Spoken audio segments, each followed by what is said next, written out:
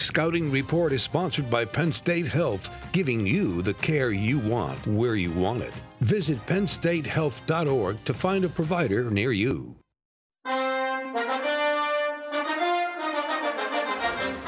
We are back on Nittany Game Week, 5 weeks between games. That's a lot of time to rest and recuperate from the regular season. It's also a lot of time to study your bowl opponent. In this case, Arkansas in the Outback. We extend the scouting report a little bit this week to give Coach Paterno and Coach Bradley ample opportunity to break down the Razorbacks. Thanks, Todd. As you mentioned, we've got a little bit longer scouting report segment because with bowls, there are a lot of tape to look at, a lot of things, and they may add some wrinkles here and there. So we're going to get into Arkansas's offense and talk about that a little bit, Tom. You've been in the bowl situation. You know, the whole thing here is what do you do, what do you don't do? How much do you add, what do you don't add? What are they going to do? But the problem is you don't want to do too much, create ghosts, because you want to be able to play fast at bowl games and be able to adjust. Absolutely. In Arkansas, let's talk about with their quarterback running the ball. Very, very good. A lot of north-south. They'll fake the ball, let him run north and south and get after you. And this guy's very, very effective when he runs with the football. Well, he's their leading rusher. I mean, he's the guy that gets the whole thing going. But once again, Coach Pittman is an offensive line coach. When the head coach is an offensive line coach, you are going to run the football. Yeah, and he's going to come after you. Let's talk about some other things he does as well. He gets out of the pocket. One of the things really impressive about this guy, 21 touchdowns, only 3 interceptions. When he scrambles, he steps up, keeps his eyes downfield, and finds receivers downfield, Tom. Yeah, that's one of the great things about him. I liked his awareness at all times. If you watch the more I watched him play, the more impressed I was with him and where his awareness, where everybody is. That's one of the hardest things to do is to get guys to duck up under and out and keep their eyes downfield. Now let's talk about their offensive line. You mentioned it. This is against Alabama. A pretty good defense the last time I checked. Watch the line surge come off the ball, the vertical push that opens the run game north and south. That's what we talked earlier. When your head coach is a line coach, you are going to come off the ball because where's he spend all of practice? Yeah, absolutely. And you see that surge, and that's very, very important. Now, off that run game, now you got play action. This guy's mobile. They give you a lot of things. Kendall Baraj, their offensive coordinator, is very creative. They're going to send their wide out here, fake the ball, and throw the ball downfield. Well, Kendall Baraj, as you said, that Baylor background, you can see it showing up here. And one of the things about him, that play action, because of the run game, you got to be aware of it. Absolutely. And now they get their wideouts involved. Number 10, watch him on game day. Number 10 is really electric. Here's a wideout screen. He starts outside, comes back inside. Tackle comes out, and then he gets out in the open field. Yeah. Watch the speed. These, to me, are just outside sweep plays anyway, just long sweep plays. And this guy can really roll when he gets his hands on it. I mean, look at it. He can run. There's no question about that. Yes, he can. You can't coach that speed. And again, they'll get him to a lot of different ways. They're creative. Let's talk about the reverse now.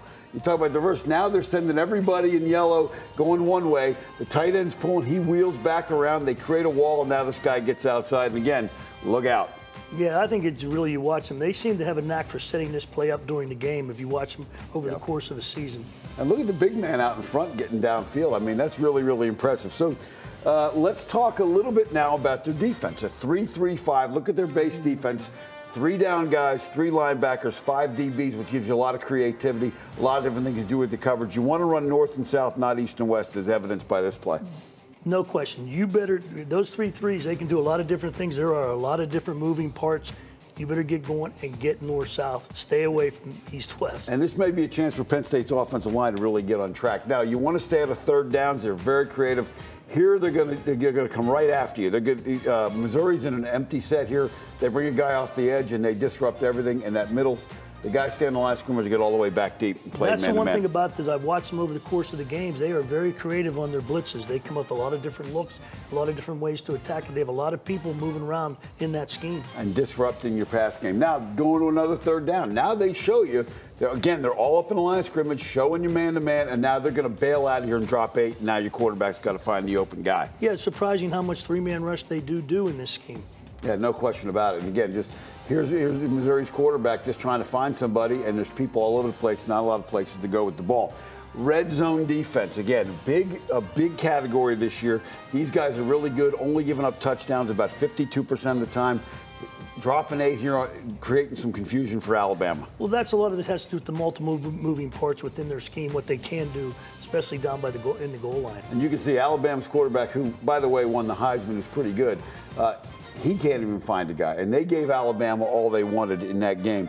And once you think that's all creative, now you go to special teams. This is one of the great field goal fakes. There's a referee right there. The tight end used them to pick the guy, and they get downfield. Great play by this guy. And this is planned. This is planned. People have to understand this is a planned play. He is picking off of the official. And there's that DB can't get around, and there's the tight end, and they get a touchdown against Alabama. I love number 2's response when he looks back at the official. He's looking at the official. You picked me.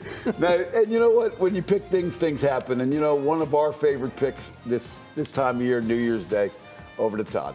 Thanks, guys. We appreciate how thorough the bowl scouting report is on Penn State's SEC opponent, and the Nittany Lions' opponent appreciates the chance to play PSU. It's the first ever meeting between the two storied programs. The Razorbacks respect the blue and white, but are ready to take the field in Tampa. Really doing a good job of showing us what to do and what they do, and they're watching the film on Penn State and how they do certain things. So it's pretty cool to see how they've handled this, and they gave us a really good look today.